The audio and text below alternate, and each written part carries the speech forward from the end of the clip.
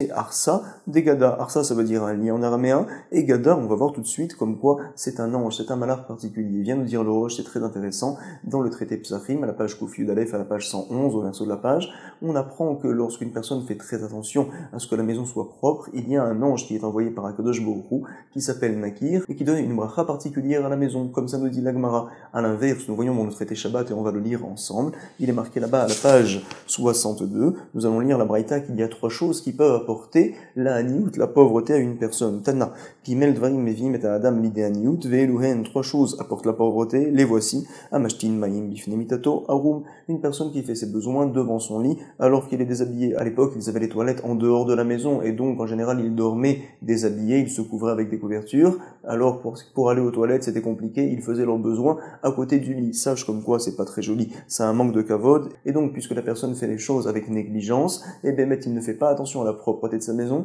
c'est la raison pour laquelle ça peut lui apporter une grande aniout, une grande pauvreté.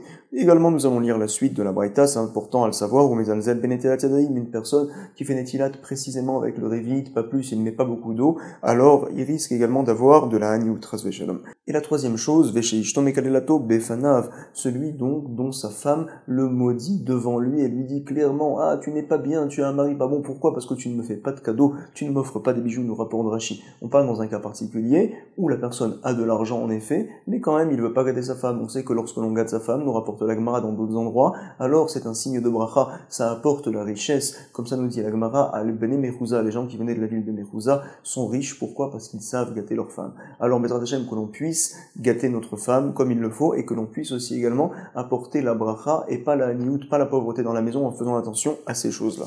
En tout cas, nous allons revenir tout de suite à la Gemara ici, qui nous dit Arsa de Gada. Et donc, pourquoi je vous rapporte ça? On avait dit que Arsa, ça veut dire un lit en araméen, et Gada, c'est un ange particulier qui vient pour voir si la maison est propre. Et en fonction de ça, il nous donnera la bracha, comme ça nous rapporte le roche. Ah, souvent, il y a beaucoup d'enfants à la maison, on ne peut pas faire très attention que la maison soit propre, mais au moins, il y a un lit qui est toujours bien plié, bien arrangé, personne ne le touche, personne n'y monte, et donc le malheur va venir et va voir au moins un endroit de la maison qui est toujours propre. Comme ça nous dit le roche. Le Ran nous dit quelque chose d'incroyable, et également la Shita Mekubetset. Il nous dit tout d'abord la Shita, comme quoi on doit savoir que ce lit-là est fait pour recevoir le malach, l'ange, comme il est envoyé par Akadosh Baruch Hu. C'est quelque part un kavod que je fais à Hachem en recevant ses serviteurs qui viennent me voir, à savoir cet ange-là qui est très important, de la même manière que j'apporte un siège particulier à Eliyahu Hanavi lorsque je fais la Brit Mila, alors également je donne un très beau lit pour cet ange-là. Le Ran nous dit les choses un petit peu différemment, nous allons le lire, Noagi Mayu Leatsia, Mita le Mazal Abait, Gada Mazal. Tout simplement, on avait l'habitude de faire un beau lit pour l'ange, parce que l'ange, lorsqu'il voit ce lit-là, alors ça lui donne envie de nous donner une grande bracha. Comme ça nous dit le Ran, ça se rapproche également de ce que dit le Shita Mekubetset, mais nous devons nous poser une grande question. Est-ce que c'est permis de pouvoir faire de telles choses, de pouvoir recevoir l'ange, de pouvoir lui donner du kavod? Est-ce qu'on n'aurait pas ici un problème de Darkei Emorim? À savoir, la Torah nous a interdit de faire le genre de choses qu'avaient l'habitude de faire les peuples des nations qui étaient en Eretz Israël avant que l'homme Israël vienne conquérir la terre.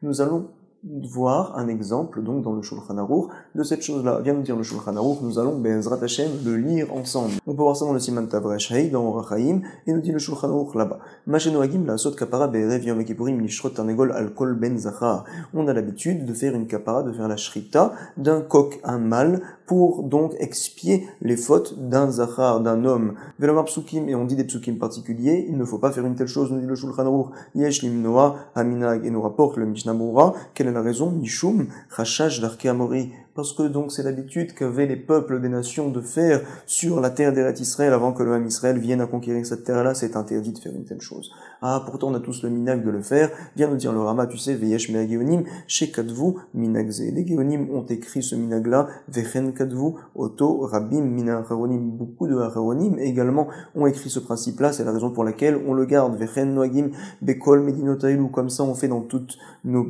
villes, dans tous nos pays, Ven Leshanot, et on ne change pas une telle chose. Kiou minag vatikim, c'est donc un minag que l'on a pris depuis très longtemps, Venoagim Nikar Tanagol Zachar, les Zachar, Venekeva, Lokrim Tanagolet, et on prend donc un mâle pour les hommes, et on prend donc une poule pour les femmes, pour retirer, pour expier. Ici, en Eretz Israël, on le fait donc à tous les coins de rue, on peut trouver ça la veille de Yom Kippourim.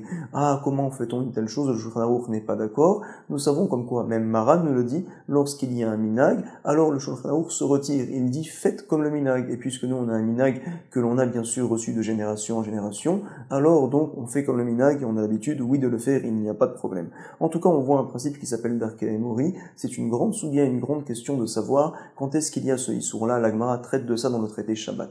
Là-bas, il y est marqué dans la Gemara, par exemple, quelqu'un qui dit Gadi, Gadi, à savoir mon mazal, s'il te plaît, sois toujours avec moi le soir, la nuit comme le jour, ne t'endors pas, sois toujours là pour m'aider et pour me donner de la bracha. Il ne faut pas faire une telle chose. La Gemara nous dit pourquoi, c'est considéré comme Darkei Mori.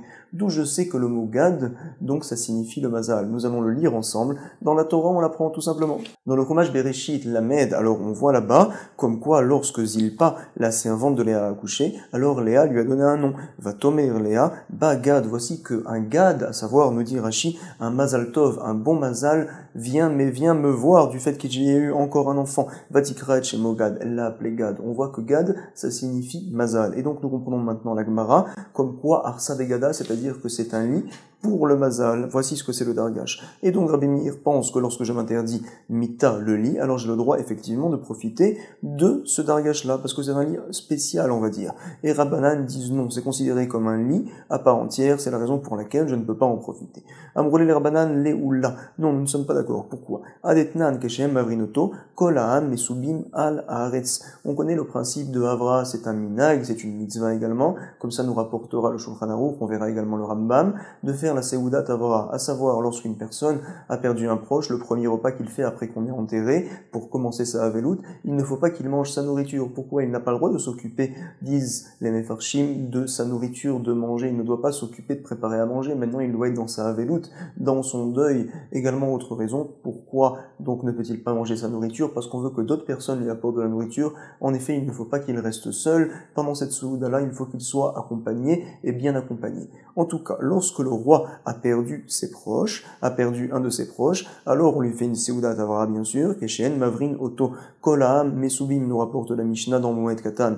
Lorsqu'on lui fait la Seudat Havra, tout le monde s'assoit sur le sol, par terre, Kulam, Mesubim, à la Haaretz. Et lui, par contre, il s'assoit sur le Dargash. Veu, Meisev, à la Dargash. Ah, et nous, donc, la Gemara ne comprend pas. Si on dit que Dargash, c'est un très beau lit que l'on fait pour recevoir l'ange, alors comment se fait-il que le roi vienne s'asseoir dessus? Au contraire, il devrait être triste. Kulachata, lo yativana, arrête toute l'année, il ne s'assoit pas sur un tel lit. Et maintenant, donc, quand il est en deuil, il va venir s'asseoir sur ce lit-là. Hauyoma yativana, c'est pas compréhensible. Ravina va nous dire, oui, c'est tout à fait compréhensible. Pourquoi? Matkif la Ravina, midedeave, abasar veyayin. C'est comme au sujet de la viande et du vin. On sait comme quoi, des kulachata, ibae achil, ibae lo achil. Toute l'année, s'il veut, une personne boit du vin et mange de la viande. S'il ne veut pas, alors il n'y a rien qui le pousse, aucun problème. Par contre, ce jour-là, on lui apporte spécialement du vin et de la viande. Aouyoma, anan, yaïvinan le. Et pour la Seudat Havra, on lui donne de la viande, on lui donne du yayin, du vin, pour justement lui remonter un petit peu le moral, pour qu'il ne soit pas complètement cassé, et pour qu'il puisse se sentir bien quelque part. On sait, c'est vrai qu'il n'a pas le droit d'écouter de la musique, il n'a pas le droit de dormir sur un lit par la suite, mais en tout cas, il a le droit de boire du vin, de manger de la viande, en tout cas dans l'ordre de la Seudat Havra. Nous allons lire tout d'abord le Rambam, qui se trouve dans les Ilchot Havel, dans le 7e Pérec, la 8e Halacha, on le lit ensemble. En Adam Nichnas la Melech, les Nachamo, aucune personne n'a le droit de rentrer voir le roi pour aller lui faire des nihumim, pour aller le consoler, et là, Avadav, uniquement, donc ses serviteurs, ou Mishnatan lo Reshut les Ikanes, et les personnes que le roi a dit, mes fourrages, vous pouvez venir me voir. Et donc, une fois qu'ils arrivent, ils n'ont pas le droit également de parler, si ce n'est que le roi leur donne le Reshut, leur donne la permission. Ven laem Reshut les daber lotan chumim, et là, kefi ma she yarshe otan. Donc, en fonction du Reshut que va donner le roi. Ou keshemavrin oto, kolam misuvim ala haaretz, ou mesev à la dargash. Lorsque on lui fait la Seudat Havra, tout le monde s'assoit par terre, et lui, le roi, s'assoit sur le dargash, comme on a traduit pour l'instant dans la Gemara. On sait que le roi, le kavod qu'il reçoit, c'est Akadosh Baruch Hu qui lui donne, il n'a pas le droit d'être mévater sur son kavod. C'est la raison pour laquelle le Rambam rapporte toutes ces choses-là, il faut vraiment y faire très attention. Nous allons lire également dans le Shulchan Aruch quelque chose de très important au sujet d'Ilchot Avelut. Il est marqué dans Shin Ain Chet, dans le Seif Chet, qui va Jenigvar Amet, Mutar Lechol Basar, puisque le mort a été enterré, on a le droit de manger de la viande, velishtot yayin, et de boire du vin. Attention, un petit peu nous dit Maran, me'at betorah seuda, pendant le repas, pour pouvoir bien faire passer la nourriture, qui est velishtot achila chez Bemeav. Par contre, attention, il ne faut pas se saouler. Aval lo le ravot. Voici donc, nous avons parlé de la Seudat Avra, mais on a vu en tout cas d'ici un principe, c'est que lors de la Seudat Avra, on fait des choses pour remonter le moral de la personne qui a perdu son proche. On lui donne en effet de la viande, on lui donne en effet du vin, et on pourrait très bien expliquer que le dargash est un très beau lit. En général, le roi ne s'assoit pas dessus, c'est vrai, mais spécialement pour la Seudat Avra, il pourrait le faire. Donc nous pouvons continuer à penser que finalement le dargash, c'est Arsa Degada, c'est un lit qu'on fait pour le mazal. Comme ça, tiens l'agmara. Nous allons tout d'abord relire Ravina. Matkif la Ravina, midé de ave abasar veyayin, de kulashata ibayachil veibaeloachil. Toute l'année, il peut boire et manger, ou bien ne pas manger, comme il a envie. Aouyoma, par contre, ce jour-là, yanan yaivinanle. On lui donne, nous, de la viande et du vin. Ce n'est pas obligé pour lui, mais en tout cas, nous, on a la mitzvah de faire une telle chose, de lui proposer en tout cas. Et là, hakashia. Nous allons avoir par contre un autre problème qui va nous empêcher de traduire le dargash par Arsa Degada. Pourquoi? Détania. Nous avons une braïta qui nous dit dargash, loaya kofehu et la zokfo. Le dargash donc, lorsque la personne perdait ses proches bien sûr, il se doit de plier, de mettre à l'envers tous ses lits pour ne pas qu'ils viennent à dormir sur un lit bien sûr, c'est le havel l'endeuillé. Par contre donc le dargash, il ne fait pas une telle chose, qu'est-ce qu'il fait? Il est zoké photo tout simplement. Il le met en vertical comme ça nous dit la braïta. Et donc va nous dire l'agmara. Viya marta arsa degadahu. Si jamais tu me dis que c'est un très beau lit que l'on fait pour l'ange, pour le malard, alors normalement ce lit-là, on aurait dû également le mettre à l'envers comme tous les autres lits, comme on voit dans la braïta du reste, à kofé et mitato, lo mitato bilvad ou kofé. Lorsque la personne a perdu un proche et qu'il met son lit à l'envers pour ne pas y dormir, pas uniquement son lit, mais également tous les lits de la maison, il fait pareil. Et là, kol amitot sheyesh betoch habayit ou kofé. Donc pourquoi Bémet ne devrait-il pas être kofé, mettre à l'envers également le mita, le harsa degada, puisque c'est un très beau lit? L'agmara va nous répondre non. Ha lokashia. Pourquoi? Midé de ave a mita meyoredet lekelim, comme un lit qui est fait particulièrement pour y poser là-bas des ustensiles, des verres, des assiettes, etc. Alors celui-là, puisque de toute manière on ne l'utilise pas pour aller dormir, alors on n'est pas obligé de l'inverser, de le mettre à l'envers. Détania. Imaïta meyoredet lekelim, on confirme que si jamais on avait un lit qui était fait spécialement pour les kelim, pour les ustensiles, on n'est pas obligé de le mettre à l'envers. En sarif le kafota. Ce lit également, le dargage, donc le harsa degada, c'est vrai comme quoi c'est un très beau lit, mais puisqu'il est là uniquement pour le malard, pour l'ange, donc de toute manière on ne dormira pas dessus, on n'est pas obligé de le mettre à l'envers. Tout simplement, selon l'opinion de Chachamim, on le met en vertical. Et là, ikashia, akashia. Nous allons avoir un autre problème qui nous empêchera de traduire dargash par mita de harsa. Pourquoi?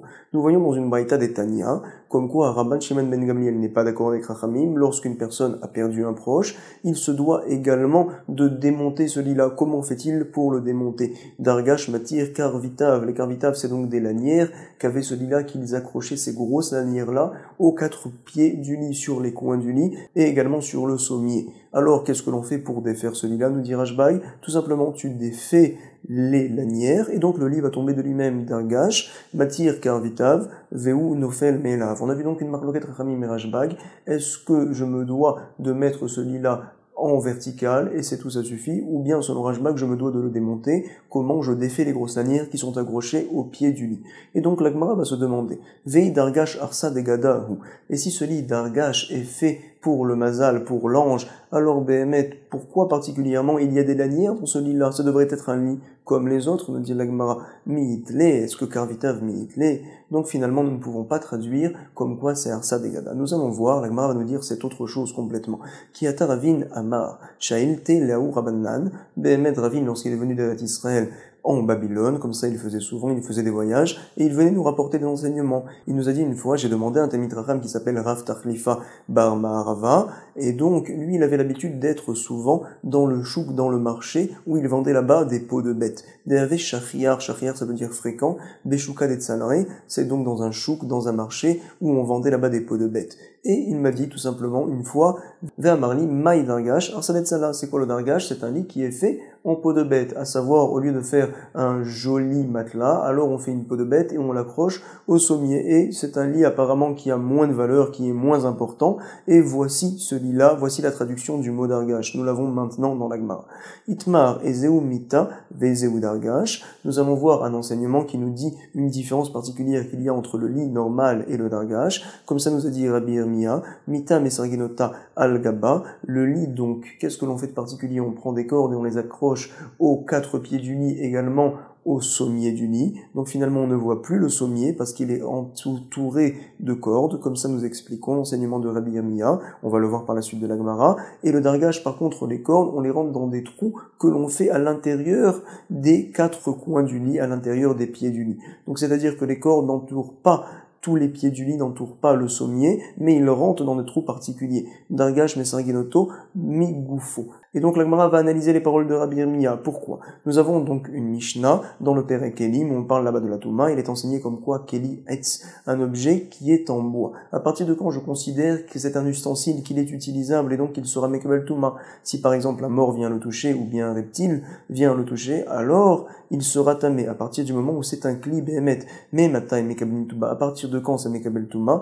Nous dit la Mishnah là-bas, Amita ve'arissa, le lit et le landau, à partir du moment où je les ai frottés avec une peau de poisson. La peau de poisson, ça fait briller le bois et à partir de ce moment-là, c'est utilisable. Miche yashofam beor adag. Et donc, si le sommier, j'ai l'habitude de le recouvrir de cordes finalement, alors pourquoi on a l'habitude de le frotter, ce sommier-là, et de le faire briller de toute manière? On ne le voit pas de toute manière, il est entouré de cordes, c'est ce que la Gemara nous demande.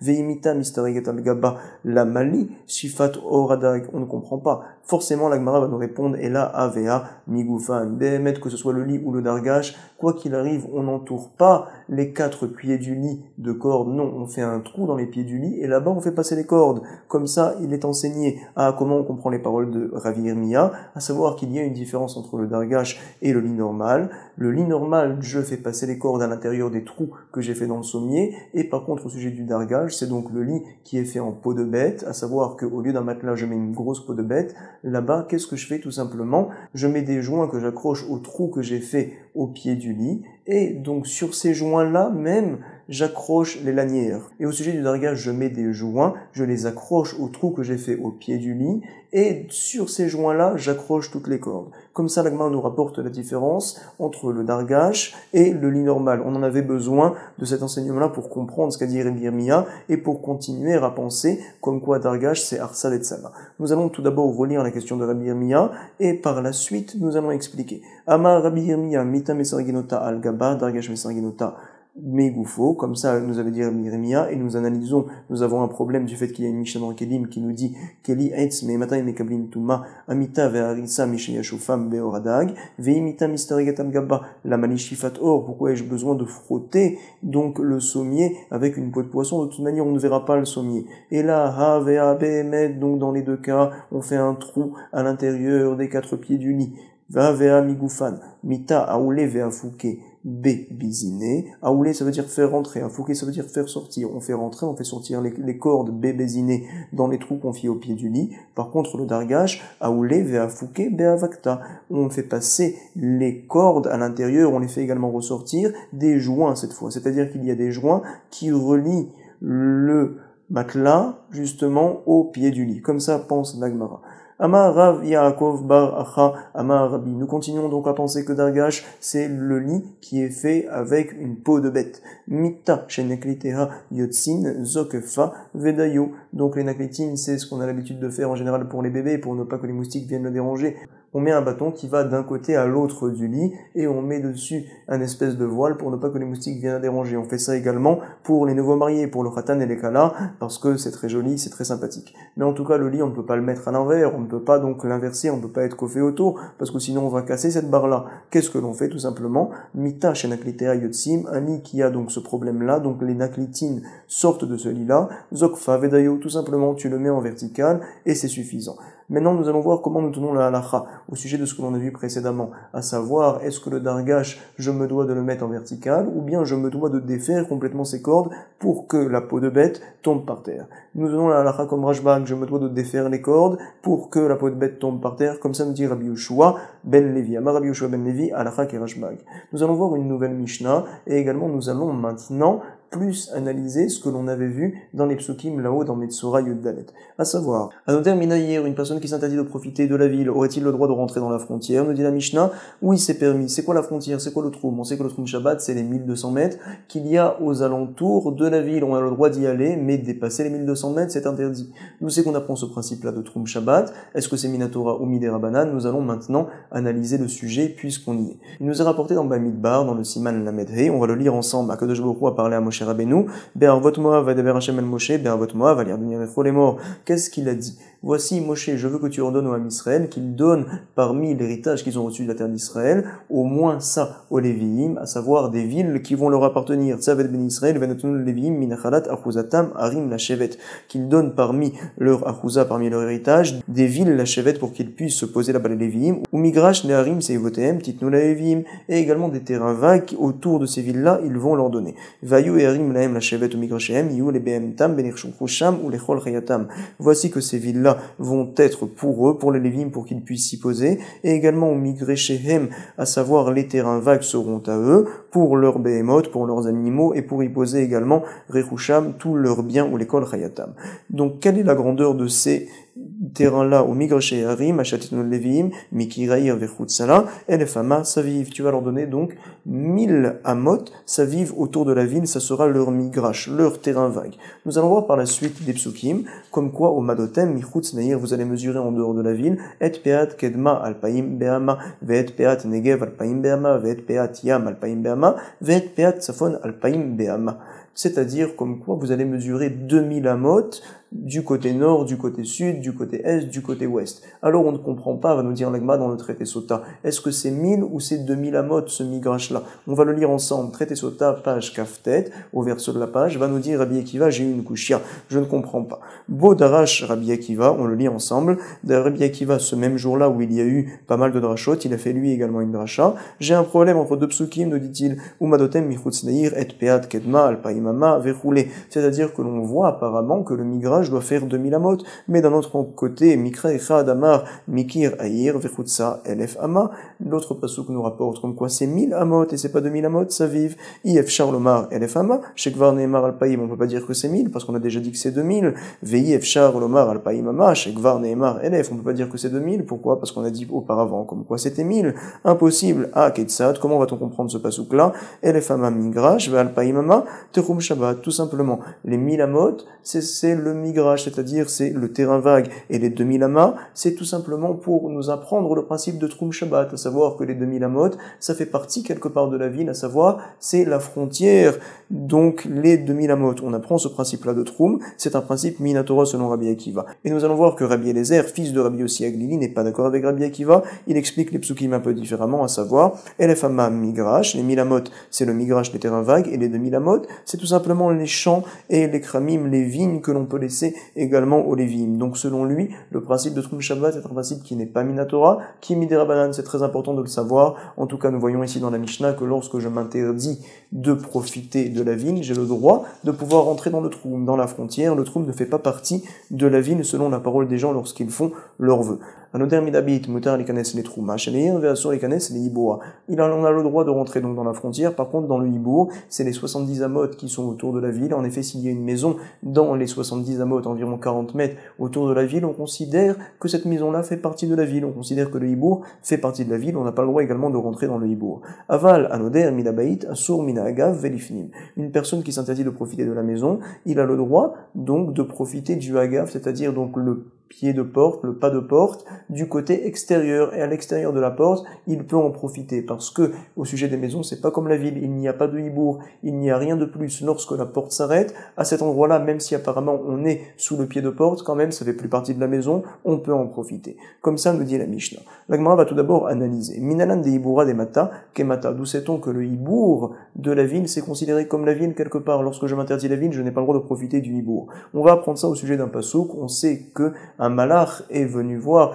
Yehoshua lorsqu'il a fait la guerre pour conquérir Israël, il est venu le punir. Comment se fait-il que tu empêches l'homme Israël de faire Piria Verivia, d'avoir des relations, en leur disant de faire la guerre, donc même le soir, en les bloquant, leur bloquant complètement. Tu aurais dû leur laisser un temps pour faire Piria Verivia. Également, il est venu le mettre en place du fait qu'il a empêché l'homme Israël d'étudier la Torah pendant la nuit. Et Yehoshua, par la suite, il a écouté ça, il a fait tchouva tout de suite pour ne pas être puni, et il a étudié la Torah pendant toute la nuit, bien qu'il était en guerre. Alors nous, Bezrat Hashem, qu'on a la paix, qu'on ait le srout de pouvoir étudier la Torah, et c'est une grande ségoula pour que par la suite Akadosh Baruch Hu nous donne Shef Abrachot et également le Shalom. En tout cas, nous dit la Gemara, Minalam de Ibura de Mata Kematadme, vient nous dire Rabbi Yochanan, on apprend justement des Amar Kra Vayehi Bihiyot Yeshua Beyeriko. On sait que Yeshua, il était dans la ville de Jéricho. Comment est-ce possible? Mais pourtant Jéricho était fermé complètement, il n'était pas dans Jéricho, il était en dehors, il essayait de conquérir la ville.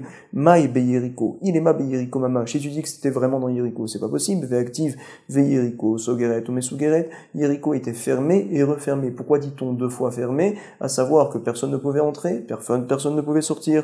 Donc Vadaï qu'il n'était pas dans la ville Yehoshua, c'est impossible de dire une telle chose. Et là, Shmamina, Beibura, forcément, ça veut dire en fait qu'il était dans le Hibour, dans les 70 amot de la ville, et c'est considéré quelque peu comme la ville, c'est pour ça qu'on dit qu'il était dans la ville.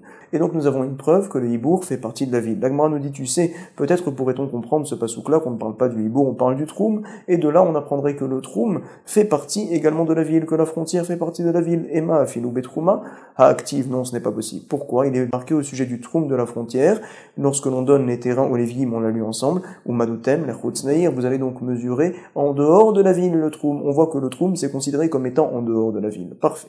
Anoder mina bait, eno asur, et la mina agaf milifnim, à savoir le côté extérieur du pas de porte, alors j'ai le droit de pouvoir en profiter, on avait dit dans la Mishnah, et la Gemara va analyser ces paroles-là. Aval mina agav velachutz, l'eau. Ça veut dire comme quoi j'ai le droit de profiter de tout ce qui est extérieur à la porte, même si c'est sous le pas de porte. C'est pas possible de dire une telle chose. Pourquoi? Nous allons voir tout de suite une kushia. Il nous a été rapporté par Rav Mari, un problème. Vayitse Kohen mina bait. On sait que le Kohen, comme on l'a lu au début de l'étude de la page Nunvav, que le Kohen donc doit fermer la maison lorsqu'il voit là-bas des taches sur les murs, et par la suite, au bout d'une semaine, il reviendra pour voir si les taches ont grandi, auquel cas il dira qu'on se doit de retirer les pierres et de les mettre en dehors de la ville. Si par la suite, bien sûr, les plaies continuent à grandir dans la maison, ça veut dire que toute la maison doit être détruite. Pour fermer la maison, le Kohen, donc certains Mefarshim disent qu'il se doit tout simplement de dire la maison est fermée, et donc elle sera fermée, Nigmara Sipour. D'autres disent non, il se doit de la fermer avec des cordes. En tout cas, qu'est-ce que l'on voit? Vayitse Kohen minabaït. Le Kohen sort de la maison, il est rapporté dans le pasouk. Pour fermer la maison, il se doit tout d'abord d'y sortir. Yachol yelech lebeto v'yasgir. Je pourrais peut-être dire qu'il a le droit même d'aller jusqu'à chez lui et de fermer donc l'autre maison avec une grande corde, par exemple, ou bien en parlant selon certains. Talmud Lomar, el petach habayit. Non, il se doit de se trouver au petach habayit, à savoir au pied de porte. C'est pas possible. Yachol yelech lebeto v'yasgir. Talmud Lomar, el petach habayit. Et el petach habayit, si tu me dis qu'il est au pied de porte, c'est pas possible parce que tu m'as dit qu'il est sorti de la maison. Yachol yamot tachot mashkov. Peut-être pourrait-il se tenir donc sous le mashkov, sous le pied de porte. Veyasgir, ce n'est pas possible parce qu'il est marqué qu'il sort de la maison entièrement. Talmud Lomar minabayit. Ad sheyetse minabayit kulo. Ha ketzad. Comment doit-il faire? Omed betzad amashkov veyasgir. On apprend donc de la stira de ce psukim là qu'il se doit de se trouver donc en dehors de la maison, à côté du mashkov, à côté du pied de porte, et de là-bas, il ferme la maison en parlant, ou bien en fermant avec une corde selon certains. Comme ça nous rapporte la Braïta Veyasgir. Uminaim she'im alach lebeito Veyasgir, on va quand même analyser que tout ce que l'on parle, c'est uniquement les chatrila, mais savoir que Bedieved, si jamais il est rentré chez lui et que de là-bas il a fermé, ou bien si jamais chez Ahmad Tachat Mashkov Veyasgir, il était donc vraiment sous le pied de porte pour fermer la maison, si jamais il l'a fait, alors ça marche quand même Veyasgir chez Isgir ou Musgar, du fait qu'il est marqué Veisgir et Abayit, du fait qu'on précise que la maison est fermée, ça veut dire que Bedievet, tout est bon. Mais en tout cas, on voit que l'Echatrila, il ne doit pas être sous le pied de porte. On apprend ici que tout le pas de porte, même le côté extérieur, fait partie de la maison. Ça va donc à l'encontre de notre Mishnah. On voit que dans la Mishnah, le côté extérieur du pas de porte n'est pas considéré comme la maison. La Gemara va nous répondre, ne t'inquiète pas. Il y a un tirout, à savoir, Shain Negabebait, dirtiv Minabait, Hachiyetse Minabait Kulo. Du fait qu'il est marqué là-bas Minabait, il y a un passouk particulier au sujet des Negaïm qui me fait comprendre qu'il se doit de sortir de toute la maison, également de sortir du pas de porte, même du côté extérieur du pas de la porte. En tout cas, que Bezrat Hashem, on a la possibilité de rentrer dans le Traklin, et donc on a la possibilité également, pas seulement d'être au pas de porte de l'entrée du Gan Eden à 120 ans, mais également rentrer et profiter dans le Gan Eden. C'est grâce, Bezrat Hashem, à l'étude de la Torah que l'on peut faire ensemble, et je vous souhaite beaucoup de Hatzlacha pour la révision. Kol Tov, Shalom, Shalom.